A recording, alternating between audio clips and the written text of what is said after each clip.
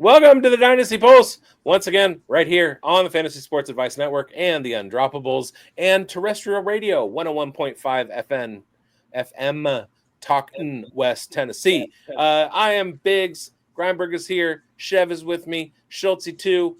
Somehow we lost Coach Retzlaff. He's like digging in drawers in the back somewhere. But we're doing wide receiver tiers. Let's start the show.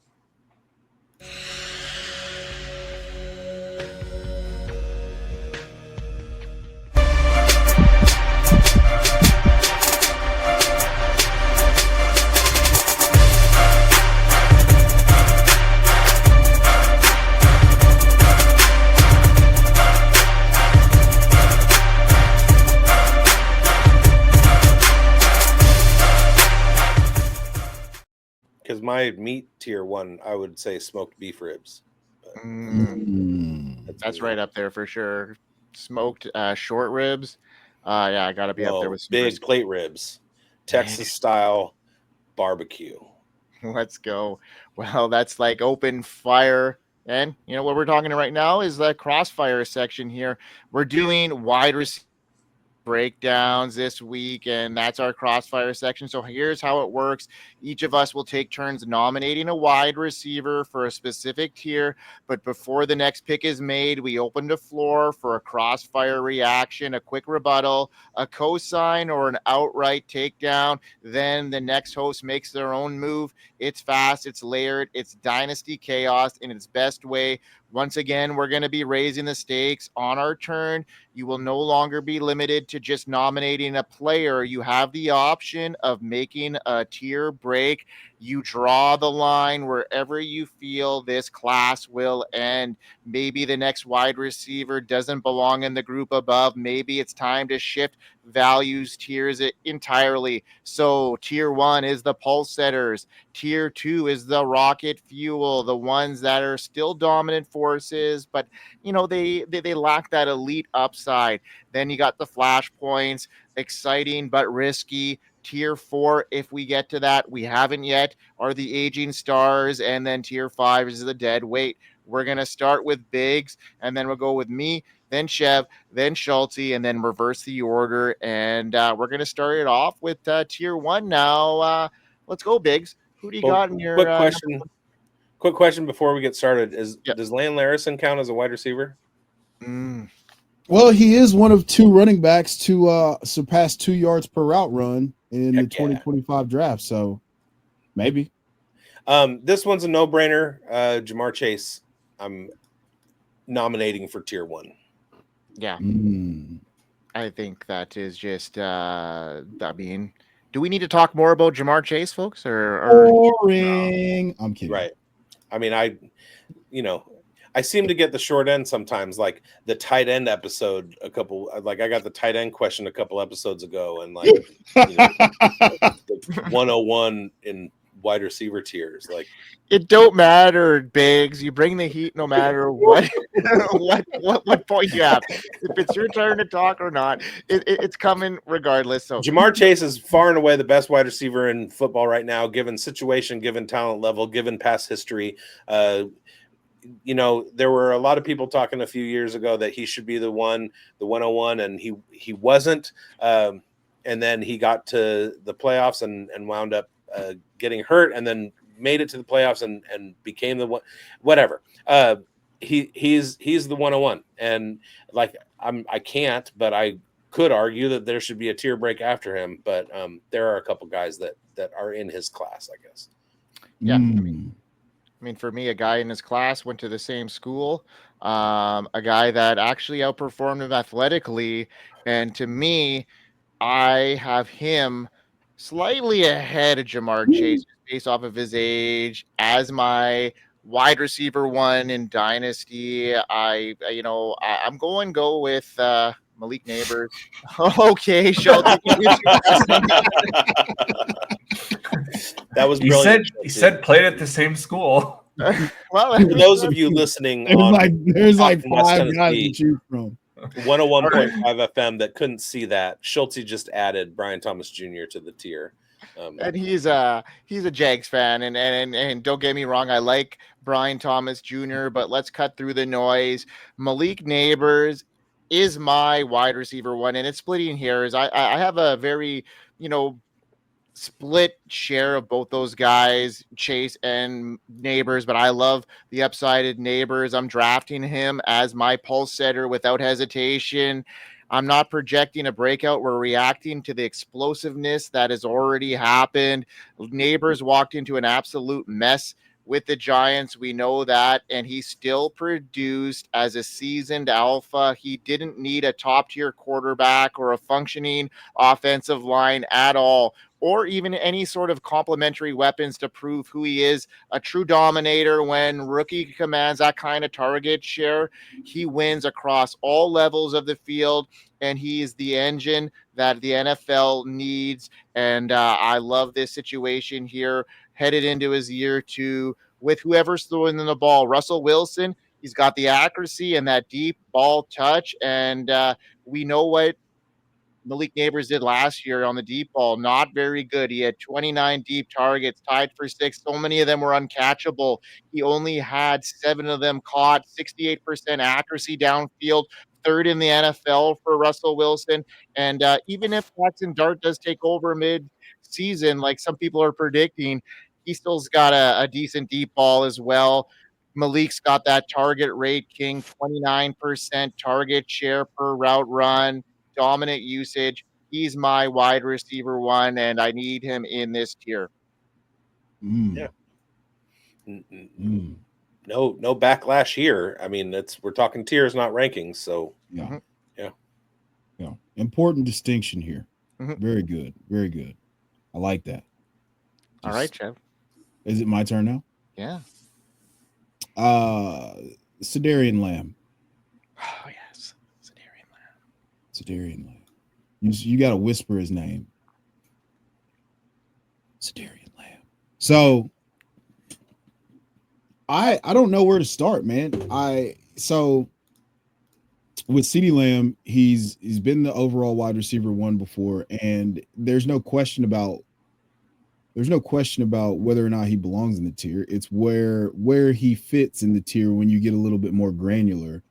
Personally, it's difficult to make an argument for a guy like CeeDee Lamb over Jamar Chase. He's a little bit older.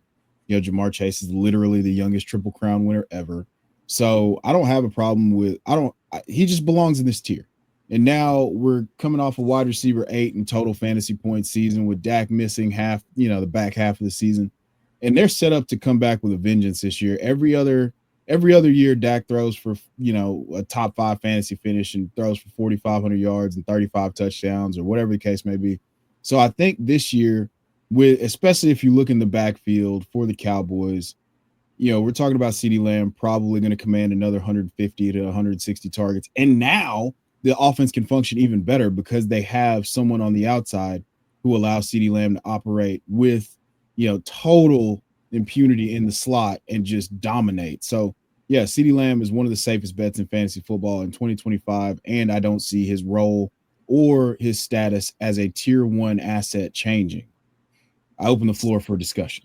Same, and I was going to point out Dak Prescott finishes QB 10, QB 14, QB 2, QB 32, QB 8, QB 18, QB 3, QB 31. He's in line for his every other year huge finish, and CD's there for it. I agree. Yeah, I mean, you can't argue with CeeDee Lamb 1 year removed from being the wide receiver 1 overall. And then some people have him pegged as finishing the wide receiver 1 overall this year. I think George Pickens might have something to say to that. I think they're both got the potential to be top 12 wide receivers this year in that offense with not a whole lot of running game around. Now, Schultze, let's get your double tap here for rounding out this situation. Let's see what you got here. Well, the obvious one here is Justin Jefferson. There's no need to fart around this one. Like this dude comes in the league, was wide receiver 5 as a rookie. Then he's wide receiver 4. Then he's wide receiver 1. Last year he was wide receiver 2. Like, I don't know what else this guy can do or needs to do, but he absolutely deserves to be here. I don't think anyone's arguing that. But it is crazy that we've picked, we're picking 4 players for this tier, and he's the last one mentioned. And I'm not a fault at anything that's been mentioned, but it's Justin Jefferson here, man. Like, if he plays a full season, he's gonna be a top 4 or 5 dude. That's just who he is. I'm a little confused as to why the Dynasty community seems a little bit lowered on him this offseason, especially when a lot of those same people are counting on a huge JJ McCarthy season. If we love JJ McCarthy as a collective in this offense, why are we not pumping Justin Jefferson up with him? Is a little confusing to me. Well, I think the people who are out on JJ are out on JJ because of JJ, but the people who are in on JJ are in on JJ because of JJ. Well said. They want to be in that JJ, but they don't want to be out of the JJ, but they want to be around the JJ, but not totally invested in the JJ in the manner in which they should be if they are invested in the other JJ, which is now getting the ball to JJ that we're talking about right now. You got to be full JJ or no JJ. Correct. The people who are fading Justin Jefferson are scared of JJ McCarthy, but, I'm not. Yeah, you can't play just the tip with the JJs. Mm-hmm. Not at all. You need the whole JJ. Yeah. It's just like anything I'm going to say about him at this point is rehashing anything about it. Like, he's awesome. He deserves to be here. There's zero reason he doesn't deserve to be here. The end. And I would argue that he's the biggest global cultural icon in this tier. All right. You got people in third world countries doing the gritty. I'll say hit the gritty. All right. I'm excited to see what your next pick here is there, Schulte. Well, despite what you might think I'm going to do, I'm calling a tier break. Flatline. Oh, snap. Oh, wow. That's an aggressive flatline. That is. And I'm going to tell you why, okay? Because I need to have my boy Drake London in this tier, and he wasn't just a breakout candidate last year. After 2 frustrating seasons under Arthur Smith's prehistoric offense, London finally stepped into a modern scheme with real quarterback play, and the result, he finished 5th in total wide receiver fantasy points, 14th in points per game, and flashed elite usage in every advanced metric that matters. He commanded 27% target share, 4th among wide receivers, ran a full route share, dominated out of the slot, and ended the season as a league winner once Michael Penix Jr. took over from week 16 to 18 under center. London averaged 23.1 fantasy points per game, including a staggering 3.52 yards per route run. He's rocket fuel. He's 6'4", 219 pounds, and now wins all over the field, including the slot, where he led the league in a 2.57 yards per route run. His volume isn't fluff. His elite role, high efficiency in Atlanta, didn't add any target competition. Zach Robinson's system is stable, and the early signs from Penix are exceptional. London is one of the few receivers with legit tier 1 traits who is still being priced like he's figuring it out, and he's not. He's here. The arrow is pointing way up. We are here. We are here. I'm going to be out on this one. I'm going to be honest. I got him tier 2. A lot of those arguments I think you make could be applied to other receivers not in tier 1, but guys who I would put in the next tier. We've got 1,000-yard season out of this guy in 3 years. And I get the situation hasn't been the best. He's not played with good quarterbacks. But we just watched Brian Thomas Jr. rip half a season off with Mac Jones. So, like, if you're cream of the crop, it doesn't matter who you're playing with. And I think that's a pretty good criteria for tier 1. Oh, wow. Okay. All right. Well, okay. All right. What are your thoughts, Chev? Okay. All right. As someone who was previously known as almost a borderline heretic as a Drake London denier, I have to agree with Grindberg. Yes. I have to agree with Grindberg. Now, reason being that the volume that we saw with Penix, obviously 13 targets a game is not sustainable. But it could be 10, it could be 11. It very well could be just a baseline of 9 targets a game with a QB that is willing to hyper target. We've already seen him hyper target Drake London on with 3-game sample size, and now they have an entire offseason. So I understand what Grindberg is trying to do here and be early to the party to welcome the world into the Drake London show. And I agree with it. I think that this is a guy who could have 15 touchdown, 1,400 yard. I think he could sustain the type of production we got from Allen Robinson in his breakout season, like 1,400 yards, 14 touchdowns. Like that's the type of thing that we could, and it could go higher. We don't know. I mean, if Michael Penix is an unequivocal hit and he's the 8th overall pick and he exceeds that hype, then there's no telling how it could go. We could be talking about him as the future dynasty wide receiver 1, as blasphemous as that may sound. So 100, the floor is safe enough. All it is just there's still some stank. And believe you me, I understand hating Drake London as much as humanly possible. Like I had a bet with another player. It didn't go my way, but here's the deal. Was that a $500 bet? Say what? Was that a $500 bet? No, it wasn't a $500 bet, but luckily enough, people didn't bookmark a bunch of my stuff to come back to after the season's over with. But yeah, I think that he belongs in this. I think that he does belong in this tier, and we're being a little bit early to the party, but what do all these guys have in common? They all got at least 160 targets. Now, CeeDee Lamb didn't because he got hurt, but he's in line for 150 to 160 targets. So, yeah, I have zero issues here. Biggs. I think we're in dangerous territory right now. I'm kind of split because there's a couple of other guys that if we're talking Drake London, not to table talk, but Amon-Ra St. Brown is out there. Puka Nacua is out there. We even got Jaxon Smith-Njigba, who had a big breakout last year, was in the 140 target range. He's got the guy that made Justin Jefferson one of the top wide receivers last year throw into him. So I feel like a tier break here is good, and then get the party started with Drake London in the next tier.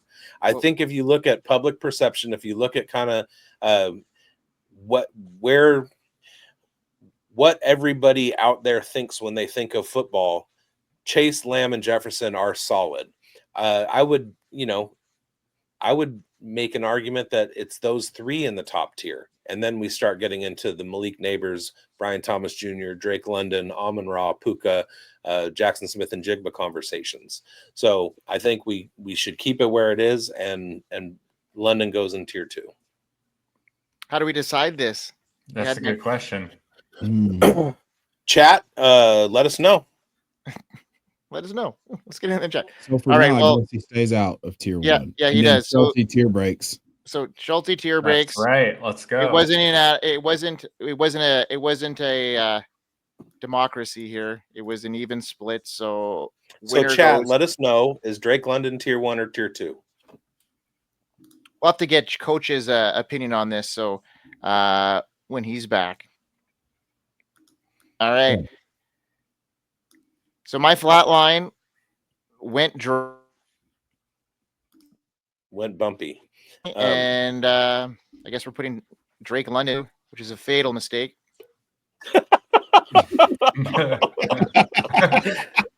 Doom, death. Oh, woe is me. Woe is me. Is it my turn? Yeah. I don't care. I'm shattered now. We just, me and Mike just got dunked on, so I don't really know where to go from here. I'm a little lost. I'm not gonna lie to you, but I'm gonna go with Puka Nacua in tier 2. Yeah, I'm gonna clap for my own pick too. Puka. Hey, I like Puka too. Yeah, Puka Nukem. So in 9 games where he played at least 30% of the snaps, he was ridiculous. He averaged almost 11 targets a game.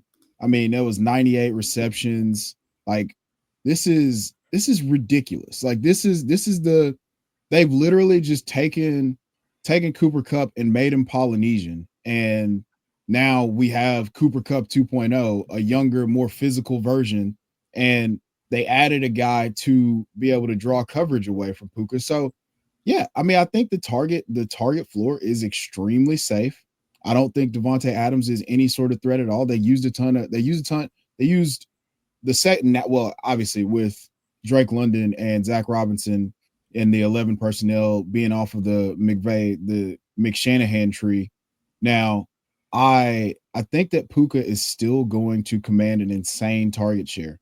I think his targets per route run are still going to be ridiculous. I think they're going to be they're going to go from being one of the most run heavy teams with Kyron to being much more red zone, like throwing the ball much more in the red zone. And that's going to allow Puka to, one, exceed 6 touchdowns on the probably 150 targets he's going to see. And I think that he's going to be in conversations for the overall wide receiver 1 in 2025. So I love Puka here, him being only 23 years old, coming off the record-breaking rookie year. And then, like I said, he averaged almost 11 targets a game in the 9 games that he played, more than 30% of the snaps. I use that because he did play 11 games, but one of those games he played like 16% of the snaps. The other game was the Lions game where he left pretty early on into the game. So, yeah, he's one of the safest bets. If you can get him, he's going in basically the front half of the second round in startup. So yeah, I love Puka Nacua, and I will cede the floor to anyone with a rebuttal for this. I just wanted to query, what if it's Jimmy Garoppolo? What if something's really wrong with Matthew Stafford's spine? Are we still as high on Puka? And he has finished 1 complete season in his career, and that was his rookie year without injury. He had a knock with injuries coming out of college. He played a full year as a rookie, and then he was injured in his second year. So there are some factors that I think, are working against him. I talent totally level, he's right there. Yeah, I totally agree with all that. Those are all very valid concerns, and that's why he's not in tier 1 after being one of the most efficient wide receivers to start a career ever. So if we didn't have those injury concerns or Matthew Stafford didn't have a backiotomy, I would have pushed for him to be in tier 1. Yeah. The other thing is I want to talk about his yards per catch. He's pretty steady. We know exactly what the Rams want to do with him as far as deployment is concerned, and he hovers right around 9.3 when you have your elite tier that are 12 and above. So does that change the calculus at all for you? It doesn't change the calculus because he's going to see. I mean, if we're talking PPR, he's going to see 150 targets. He's going to catch 100 balls, and we just need some luck on the touchdown front for him to be a wide receiver, a high-end wide receiver 1 in PPR. Okay.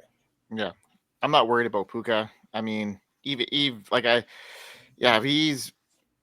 pretty solid, I would say, in this tier. All right. Schultze, double tap it. I thought I got the double tap. It's not back to me again. Oh. It's back to you. Chev? No. So who started it? It was you. Okay, so it's me. Okay, so it's me? Yeah. All right. Let's look at this. Okay, let's give me some Nico Collins in here. Flatline. All right. Oh. So you think there's a tier break here, bigz? No. You don't think Nico deserves to be in this tier? Okay. No. Let's hear your argument, and then I'll go with mine. Best finish of his career was PPR number 12, wide receiver 12. I like Nico. we're not discussing talent level. We're discussing tiers, and he's just never done anything to sustain anything better than a top 12 finish, whether that's injury concerned, whether that's usage, like coming out of college, it doesn't matter. Now he's got so much target competition in a bunch of young upstarts. I don't see it from Nico. Well, I think we think about this wide receiver room as being an improvement over last year, but when we think about it in the grand scheme of things, we got 2 rookies coming in, and both of them are really good rookies in my opinion. But we look at where Tank Dell was, where Stephon Diggs in this wide receiver room, in my opinion, has taken a step back over what they were last year. I like what I've seen out of Jaden Higgins out of camp, but I think they're going to be really relying on the pass game this year and beyond with a running back room that's got a lot of question marks, a bunch of veteran guys that are, banged up over their careers, and there's no real, workhorse in that backfield, in my opinion, that's going to be able to stay healthy. So I think that with the upgrades on the offensive line, I think that Nico Collins is here. If he could stay healthy throughout his whole season, like we mentioned in our last show with McCaffrey, with all these guys that are in this second tier, we're basing it off of production. And when Nico Collins plays, he's a top tier wide receiver, and I'm not banking on injury here. So that's why I have him up here. Sure, but he's never finished a full season without leaving for some reason, being hurt. I put him in the same wherever T. Higgins goes, Nico Collins goes. They're both outstanding wide receivers. When their production is on the field, they are great. But just like Chev said in our previous show, these guys have done it before. Nico hasn't. All right. Anybody qualming to my Nico pick here? Oh no, I'm with you on Nico. The point about T. Higgins is valid, but he's also, I would push back that Nico was on pace for 2,000 yards last year before he got injured. So there's a ceiling that T. Higgins has never come close to touching, and there's a target availability that Nico has that T. Higgins will never have. But when you talk pace, if you isolate a 3 or 4 game stretch for T. Higgins, he was on pace for 2,000 plus yards. You can play that game with anybody. Show me that you can finish a 17 game season. Okay, he hasn't done T. that Higgins yet. Ever been a top 10 wide receiver before? Yes or no? In certain weeks, yeah. No. On a whole season. No, but neither is Nico Collins. Yes, he has. He was his best finish was number 12. PPR, half PPR, wide receiver 9, half PPR, wide receiver 9, PPR, wide receiver 12. Who plays? Yeah, that's what I'm saying. PPR. Who plays half PPR? So has T. Higgins ever been a top 12 wide receiver before? Not for a season. No. Okay. So they can't be in the same tier then. The concerns can be the same, but there's a different ceiling for one than the other, is my point. Is I think the point that Grindberg and I are getting at. Right, when you move the goalposts. No, I didn't move the goalposts. When you isolate, this is actual. This is factual, Googleable information. I made the case that Nico Collins was wide receiver 12. That's the best finish that he's had. I agree that T. Higgins hasn't sustained a top 12 finish. Like I don't quibble with that. But when you're looking at their talent level, they're very equivalent wide receivers. If you look at it on a points per game basis at their peak, they do very similar things. T. Higgins just may not have sustained it for as long as Nico Collins was able to do 2 years ago. So that's my point, is can he be in this tier if there are questions like that? And you've made arguments against other guys for the same reasons that you're saying that Nico Collins deserves to be here. The argument against Kenneth Walker, if we're going back to that, was that his ceiling is not as high as Christian McCaffrey or Jonathan Taylor, who have both finished as the RB1. And the argument here is that T. Higgins has never sustained it we're not talking T. Higgins. We're talking about Nico Collins. I'm not suggesting You that brought up T. Higgins. I said because they're very similar, but neither of them belong in tier 2. I'm saying that I see an equivalence between Nico Collins and T. Higgins with their sustainability and their talent level. The difference is one is the number 1 wide receiver in their room, and the other one is playing in a wide receiver room with the best wide receiver in the game that we just, talked about. And, that there's quite a bit of difference there as far as underlining metrics. Except that we know if there are 500 passes to go around, it can sustain 2 top finishes. So basically, I brought up T. Higgins to kind of make a parallel with the way that Nico Collins' career has gone. Can he be a top 10 wide receiver if he plays a 17-game season? Yes. So given changing the circumstances of what he's done historically, he has that talent level. T. Higgins, if he's the wide receiver 1 with a different, per Mike's argument, in a different situation, he has the talent level to sustain a finish like that. Neither of them have been able to be available for a 17-game season. And Nico's best season was wide receiver 12.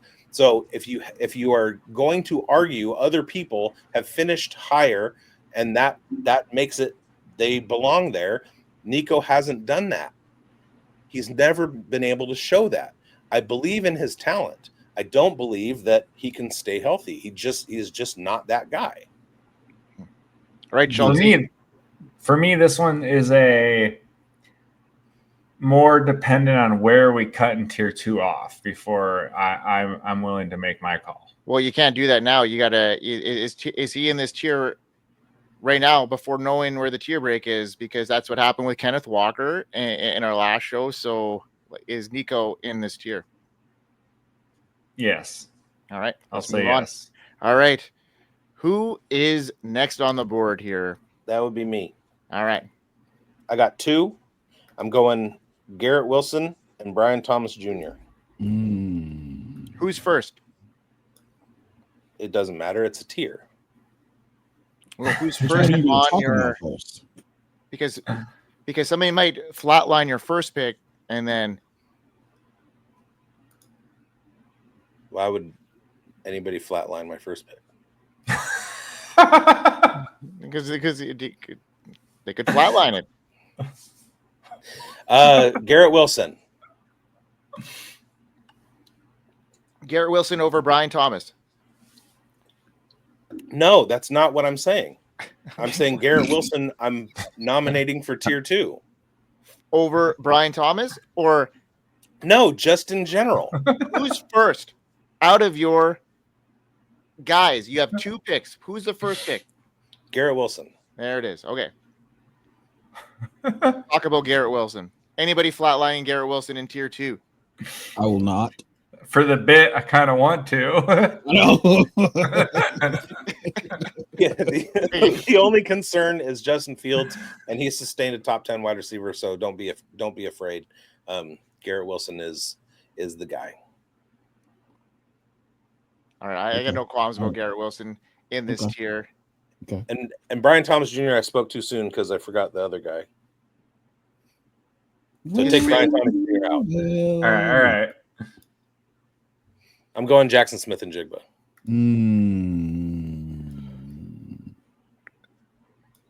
Well, okay. All right. Anybody lining that flatter? It depends. I gotta wait. So I'm gonna throw my argument out there. Yes. Oh, yeah. Flatline.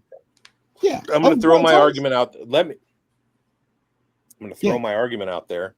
Do it. Last year he finished PPR wide receiver 9 with 257 points. He had 137 targets, 100 receptions, 1,130 yards. His yards per catch was 11.3, meaning he's got that yak ability. He had a very low touchdown rate at 6. He should see some touchdown positive regression. He's going to be rolling with Sam Darnold in a Clint Kubiak offense that has an improved offensive line. And last year, with the same quarterback, you had Justin Jefferson with 154 targets and 103 receptions. at 1,533 yards, much higher yards per catch, 10 touchdowns. So the difference there is going to basically be in the deployment of Jaxon Smith-Njigba, who doesn't have a whole lot of target competition, given he's got Cooper Kupp and Elijah Arroyo, basically. So there's a clear path for him to increase his target share and be the man. He had his breakout last year. We knew it was coming, part of the Brian Hartline pipeline out of Ohio State, and we knew it was coming. Came a year earlier than I thought it would. I thought he was going to be a year 3 guy, but he was actually a year 2 guy. So there's that. Yeah. All right, Chev. Floor is yours, flatliner. Yeah. I'm gonna push back. I have very little confidence in his situation. I don't have confidence in the offensive line. Charles Cross just had finger surgery. He's supposed to be ready for week 1, but we're already dealing with the injuries. I'm taking a step back on the approach. The talent of JSN is unquestionable. I mean, he's produced. He's a 5-star recruit, and he then performed at Ohio State. Hang on, I got to go. I'll listen off air. Yeah. So with Jaxon Smith-Njigba, what I would like to see, one is, are they going to deploy him on the line of scrimmage or more off the line of scrimmage? We saw Cooper Kupp have the struggles in terms of being able to just generate any sort of yards per route run lined up outside. His yards per route run evaporated post week 12 last year, and that's why he was phased out of the offense, because he couldn't win outside anymore.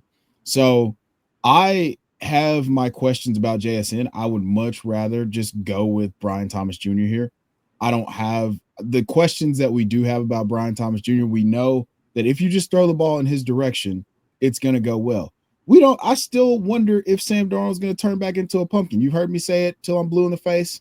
Uh-huh. He had 27 turnover-worthy plays last year, and he was playing with the quarterback whisperer in, Kevin O'Connell. So I personally don't want Jaxon Smith-Njigba right here, but I understand the sentiment. I would just rather have Brian Thomas Jr.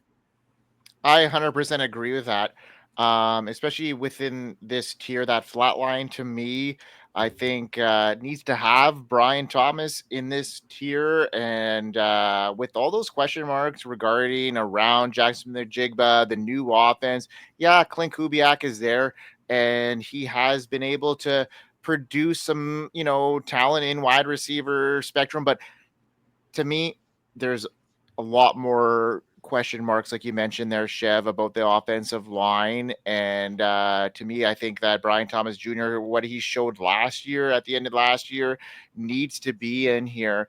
And unless there's a tier break, I'm pretty comfortable having Brian Thomas here without JSN. Schultze? Yeah. I mean, we don't have to convince the Jags. That's what I was literally about to say. You don't got to convince me anything with Brian Thomas. Yeah, I mean, and there's one other guy I would put in here over JSN, in my opinion, in this tier, and it's coming back to me anyway. And it has to be a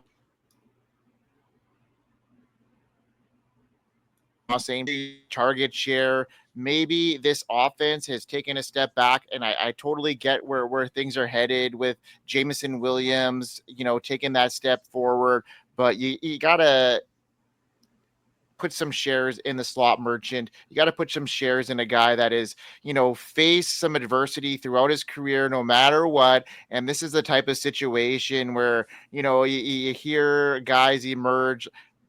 Amon-Ra St. Brown is going to emerge through this, and I faded him throughout the offseason, and I still think he belongs in this elite tier of wide receiver ones that are in the tier 2. So that would be where I put in there above JSN, and that would be my tier break at this stage of the game. I like that a lot, even though I think not Brian Thomas. I think Jameson Williams is going to take a step forward, but I think two things can be true more than anything. And that's the fact that that's a fact that Amon-Ra St. Brown is going to be a wide receiver 1, even though I think he could step back from that like wide receiver 3 to 5, more in like the 7 to 9 range, and then still allow Jameson Williams to be, in the top 15. So they're going to be deployed completely different ways.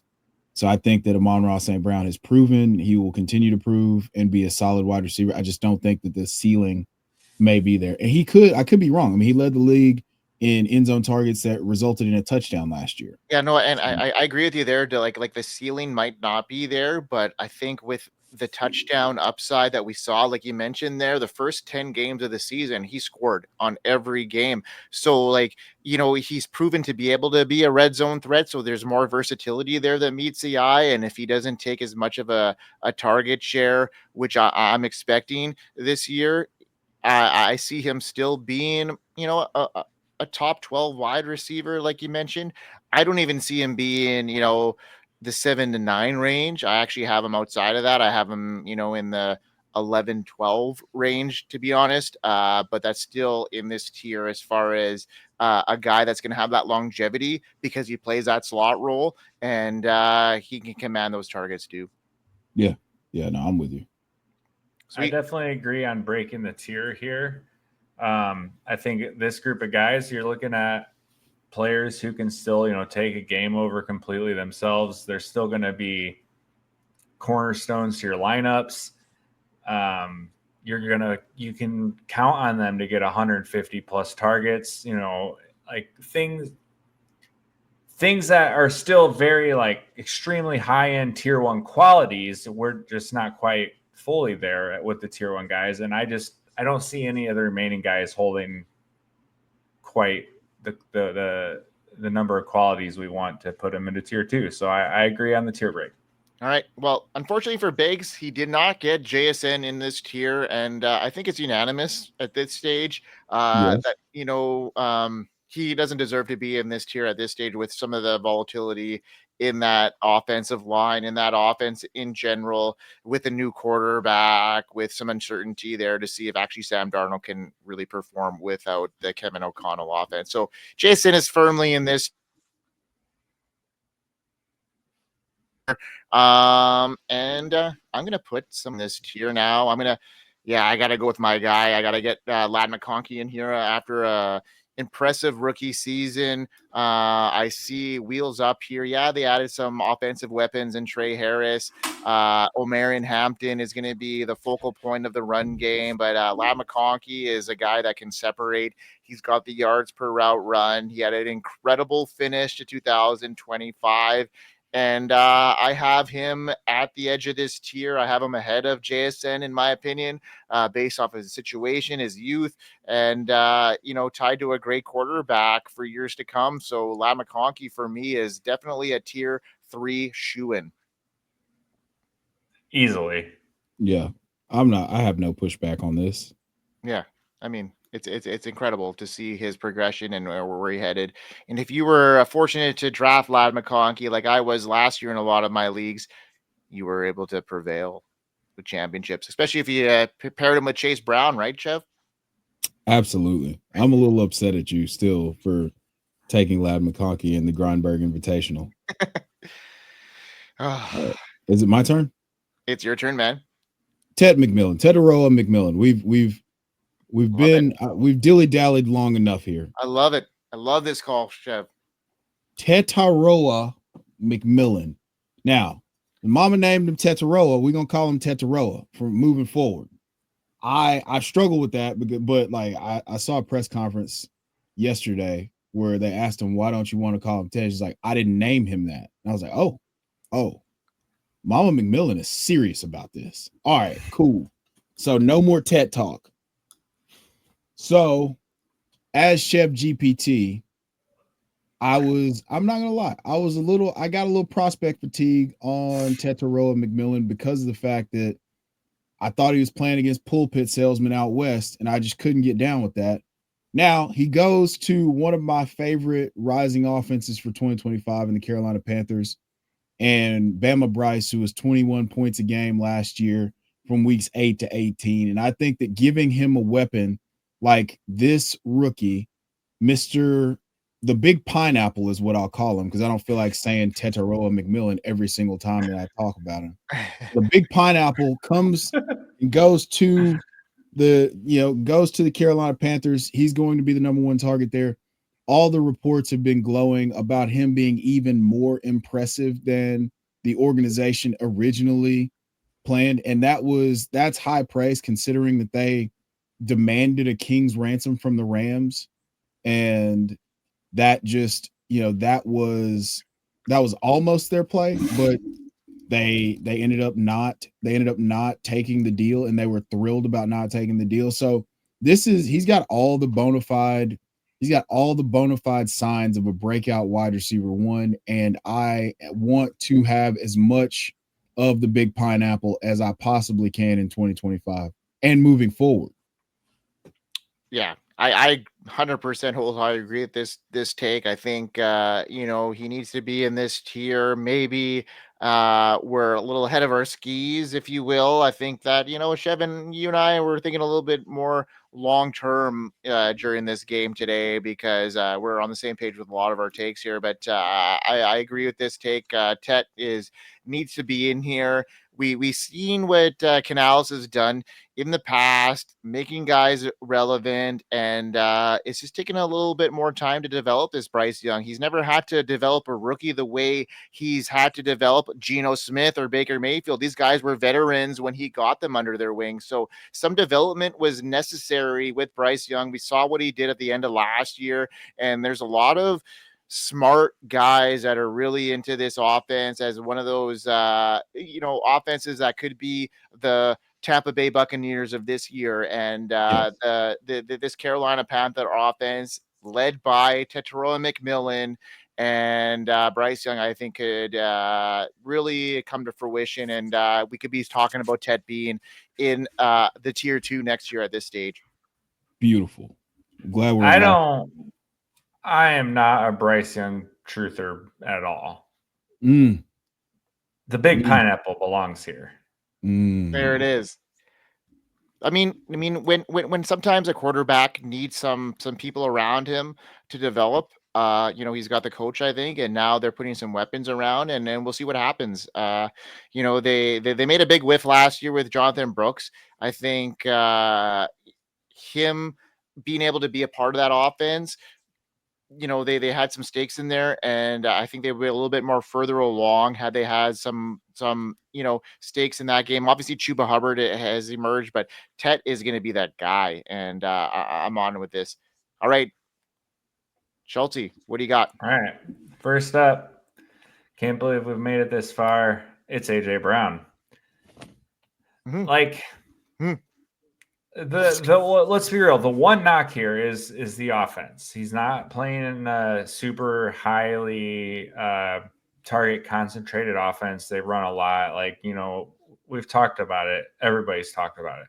If you swapped him and CeeDee Lamb, we'd be putting AJ Brown in tier 1. It's just the way it be. This guy's a freak of nature. He goes out here. He's like the new Mike Evans, where it doesn't matter. He's going to catch you 8 to 11, 12 touchdowns and give you 1,000 yards. And he's done it again, coming off of not even 100 targets last year. Now, he missed some time with injury. So if you take that out, you're still pacing up pretty good on the targets and the receptions. And he played 13 games, finished wide receiver 20. His first 2 seasons in Philly, full seasons, he was wide receiver 6, wide receiver 5. Man, I get the whole argument about the offense he's in, and he's not going to have the reliable targets like we want. And it is a valid argument, but talent alone is at least going to put him into tier 3. Doesn't matter where he's playing. He belongs here as a floor. So, I mean, it was an easy no-brainer AJ Brown click for me. Yeah, man. I mean, I love that. Yeah. Can't contest with that. I got maybe 1 or 2 more guys that I think could fit in this tier pretty comfortably.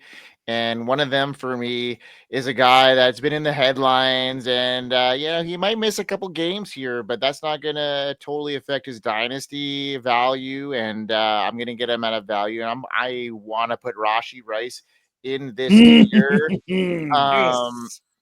So that is a really important thing for me to do, just based off of his usage through the latter half of 2023 and his first couple games in 2024.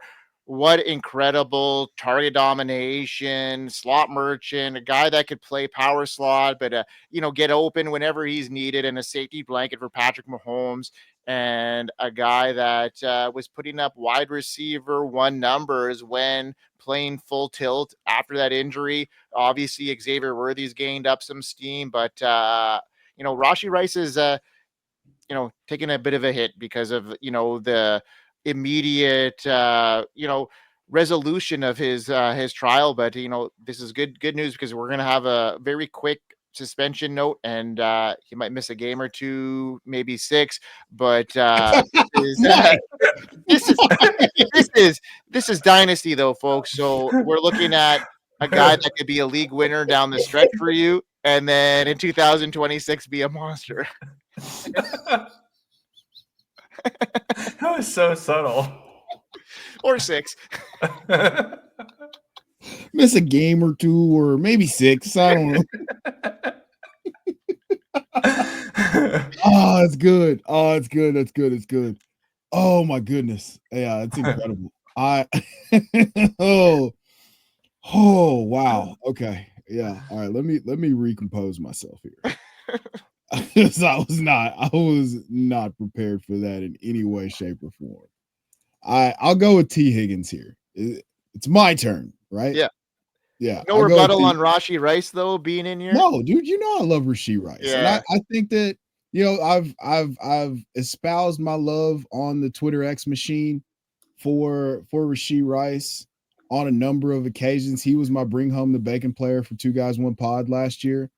And I mean, everything was set up for him to smash, and he was doing it in 2024. And then Mahomes torpedoed his knee, and now, we get the suspension news, and we've just got to pretend like he sustained that ridiculous pace, that 9 targets a game pace that he had through the first 3 games. We just got to pretend like we got that all throughout 2024. And I have to remind myself that Rashee Rice is awesome. He's got a low 8-out roll. He's with a Hall of Fame quarterback, and he's going to be incredible. But we just have to wait for a little bit longer for it to actually happen. So with that being said, I'm going to move over to T. Higgins. And, me and bigz were a little bit cross. I think we were saying some of the same things, but in different ways. I think T. Higgins is awesome. I think bigz points about Nico Collins were very valid. The only thing with T. Higgins is that, one, we've only got 1 season of him playing 17 games, and I think he was like wide receiver 18 or somewhere around there that year. And last year he was incredible, but again, we're on back-to-back seasons of only 12 games. Furthermore, the biggest elephant in the room is the fact that he's never going to be the number 1 target in the offense. That's just what it is. And then if Jamar Chase misses time, which he's been prone to do, T. Higgins doesn't get more awesome. It's just, he's just the wide receiver 1. Now, do I believe that he's a wide receiver 1? Yes, but I don't think that he is the level of talent of the tier 1 guys, or I wouldn't say he's better than AJ Brown. So from a talent perspective, I think T. Higgins belongs here because he's tied to an elite offense. They've got the long-term contract security, but that's a little fugazi because that was a Temu wide receiver 1 deal that they gave him, man. That, like, half that money is not guaranteed, and they've got an out after 2 years where they've basically paid up all the guaranteed money. So look into that. I'd like to pay attention to the contracts because I got caught off guard one time with Amari Cooper after he signed that big deal with Dallas, and I was like, never again. So I sought to understand that quite a bit more. But T. Higgins was 18 points a game last year. He was incredible. He won people championships, so he's everybody's sweetheart now. I think currently in my redraft rankings, I have him like wide receiver 14 or 13 right now. I've got him ahead of Marvin Harrison Jr., who we haven't even talked about on this episode yet. So yeah, I love T. Higgins as an asset. You don't have to pay the freight of what he's going to represent in your lineup because of the things that I highlighted before. So he's going to be incredible in your lineup, and he's going to be really hard to trade for. But if you have him, you got a chip to tier up at, you know, either at the wide receiver position or at another position. Love this call. I love it. I think the tier break is kind of clear to me. I think you mentioned that other wide receiver that deserves to be in this tier before the break happens, and that would be Marvin Harrison Jr. for me. I think that after this tier, there's a lot of question marks, but we know what Marvin Harrison Jr.'s talent is. He's looking a lot more built, a lot more strong. He's winning those contested catches downfield, which, you know, I think he's going to have to be relied on a little bit more than what we wanted him to be. I think that this situation here is going to be, you know, a little bit better for him moving into his second year. I don't think he's going to get into that top tier talent like we thought he was going to get based off of his quarterback situation. Maybe I got some slack a couple weeks ago when I talked about Kyler Murray not being tall, and that was my rebuttal. But honestly, man, if you can't see over your offensive line at 5'10", seriously, how are you going to see a guy downfield? So I'm telling you right now, Trey McBride is going to be the target merchant there, as he has been. But you know, I see a better season 2 for Marvin Harrison Jr. That's why he deserves to be in this tier for me. I don't mind it at all, man. It's really difficult to create a path to him getting even the volume, like his volume, and not even AJ Brown, because AJ Brown had 2 years with 140 plus targets. So I promise you, it would start raining touchdowns, and Marvin Harrison Jr., like raining fantasy points, and Marvin Harrison Jr. would stay dry in that Arizona offense out there. Like, it just, I wish that we could just say, hey, Marv, we're slotting you in for 140 targets. Hey, we're going to treat you just like, hey, remember, hey, let's watch some film of D-Hop with Kyler, and we're just going to do that. We're just gonna do that. If we could just get to that point right there, totally, we would be in phenomenal shape. But we can't. Yeah, they didn't even use him in motion. He had 1 snap, 1 target in motion last year. Man, you made a great point there. A great comparison. Yeah. Yeah, you made me open up my eyes. Maybe that could be a potential for them down the line, you know, but Marvin's just not there yet. And you know, that D-Hop situation there when Arizona was popping, like maybe that could be what we see there. But with Trey McBride there, I don't know. They never had a Trey McBride there, right? When D-Hop was excelling. So it might be tough. Are we good with this section? Do we want to maybe entertain putting a Dunze in there after the Steam, or maybe Travis Hunter? Are these guys deserving of this tier? No, I don't think there's any. I don't think so either. That's awesome. All right, boys and girls, thanks for tuning in to the Dynasty Pulse on the Fantasy Sports Advice Network on the Undroppables. And yeah, let's kick it off. We'll be back next week with some more awesome content, and from Chev, from Grindberg, from Schultze. Thanks to everybody from tuning in, and we'll see you next time on the Pulse. Peace out. Hope you win.